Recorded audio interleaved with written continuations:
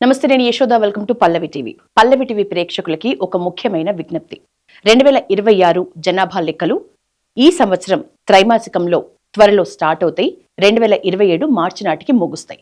అయితే జనాభా లెక్కల అధికారులు మన దగ్గరకు వచ్చి డీటెయిల్స్ అడిగినప్పుడు మనం మీ మాతృభాష అనగానే తెలుగు చెప్తున్నాం, మీకు తెలిసిన భాషలు అని అనగానే హిందీ, ఇంగ్లీష్ చెప్తున్నాం. దయచేసి ఈసారి మీకు తెలిసిన భాషల్లో ఖచ్చితంగా మనందరం చెప్పాల్సిన ఇంకొక భాష ఉంది, అది సంస్కృతం.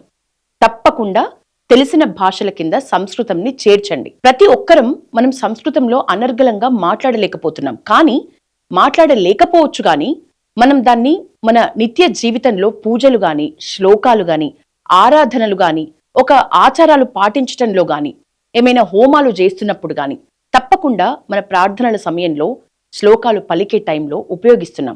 అంతేకాకుండా ఇక్కడ ఇంట్రెస్టింగ్ పాయింట్ ఏంటంటే, చాలా మంది భారతీయుల పేర్లు మన పేర్లను చెక్ చేసుకున్నా, మన తల్లిదండ్రుల పేర్లను చెక్ చేసుకున్నా, మన తాత ముత్తాతల పేర్లు చూసినా, పూర్వీకుల పేర్లను తెలుసుకున్నా అవి సంస్కృతం నుంచి వచ్చినాయి, మన కుటుంబంలోనే కనిపిస్తాయి.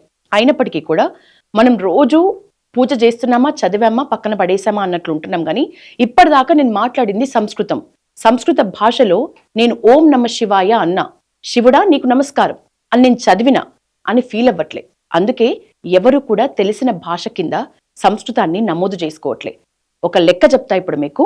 గత జనాభా లెక్కలు 2011 జనాభా లెక్కల ప్రకారం హిందీ మాట్లాడుతున్న వాళ్ళు, లేకపోతే హిందీ నాకు తెలుసు అని నమోదు చేసుకున్న వాళ్ళు 52.8 కోట్ల మంది. అంటే పర్సంటేజ్లో చూస్తే సుమారు ఇది 43% హిందీ. ఇక ఆ తర్వాత ప్లేస్లు బెంగాలీ, మరాఠీ ఉన్నాయి. ఇక మన తెలుగు విషయానికి వద్దాం. మన తెలుగు నాకొచ్చు అని గాని, నాకు తెలుసు అని గాని నమోదు చేసుకున్న వాళ్ళు 8 కోట్ల మంది. అంటే సుమారు 7 నుంచి 8%. ఇంగ్లీష్ నాకు మాతృభాష, లేకపోతే ఇంగ్లీష్ నాకు తెలిసిన భాషగా నమోదు చేసుకున్న వాళ్ళు 10 నుంచి 12 కోట్లు, అంటే సుమారు 12%. సో ఇక్కడే ఇంకొక అద్భుతమైన పాయింట్ ఏంటంటే, దీనికి ఎంత బాధపడాలి మనం.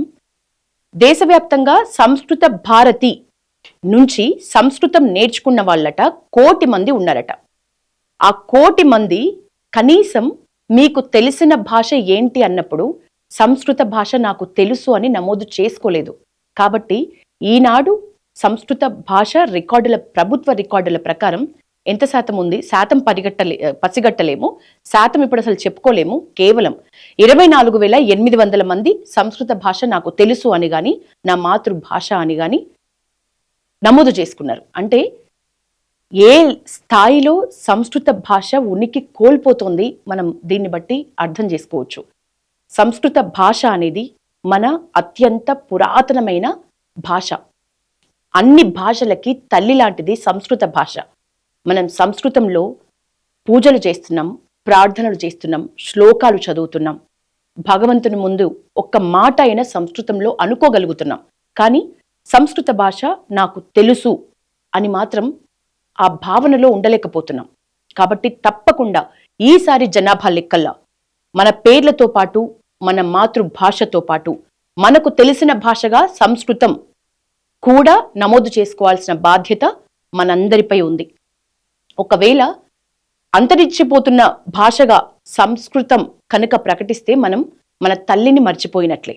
మన ప్రాచీన గ్రంథాలైన వేదాలను, పురాణాలను అన్నింటి ప్రచురణ కూడా ఆగిపోయే ప్రమాదం ఉంది.